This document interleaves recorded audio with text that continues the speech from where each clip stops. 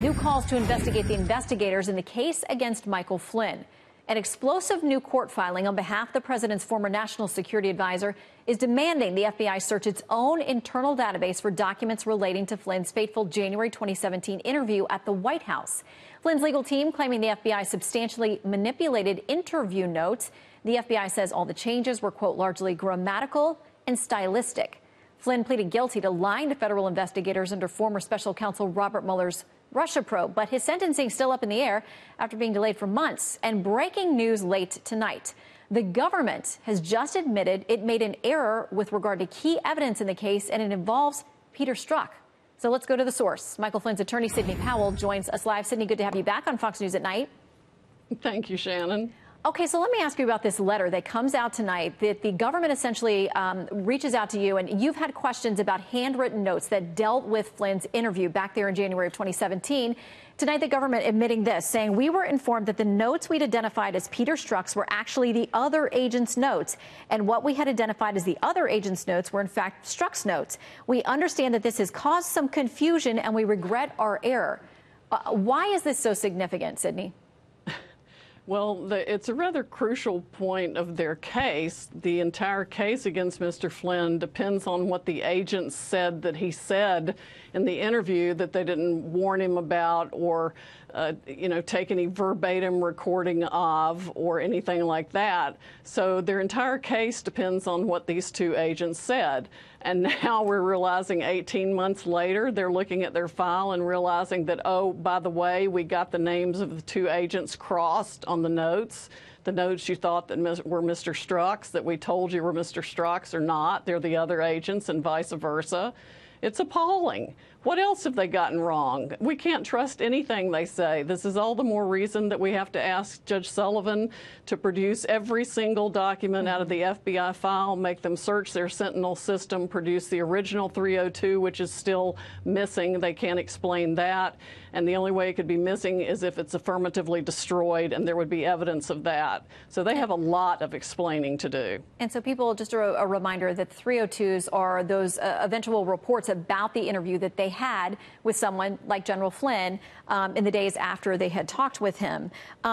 The Hill, in an opinion piece by James Davidson, does say this, though. Despite the recent court filing by former National Security Advisor and retired General Michael Flynn about altered FBI interview summaries, there is unlikely to be any revelation that will overcome his admission under oath that he did, in fact, lie. Is it your hope that you will uncover something that is such a misrepresentation of the government's case or exculpatory evidence that would change that? I mean, he did admit to these things and make a plea deal. Well, there's an explanation of that that's in our filings. Whoever wrote that story obviously hasn't read both of the briefs that are so important. We know that Agent Strzok conducted the interview as a pretext. We found a text message that the government didn't produce that said that. And yeah, we know that Lisa Page had a hand.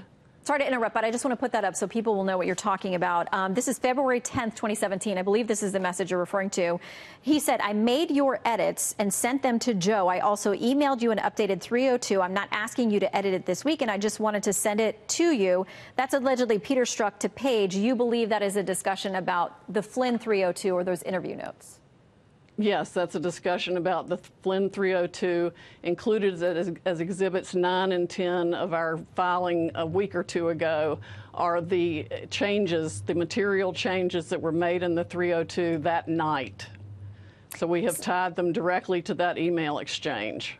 Okay, so to the FBI's point, though, they say any changes were grammatical or they were stylistic. They say any allegations about content changes or things that would have made a substantive difference, that's just not accurate.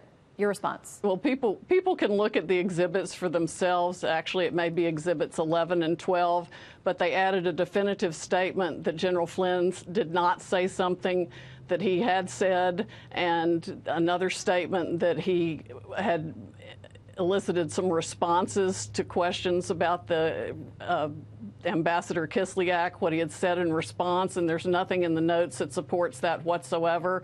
It's made up out of whole cloth.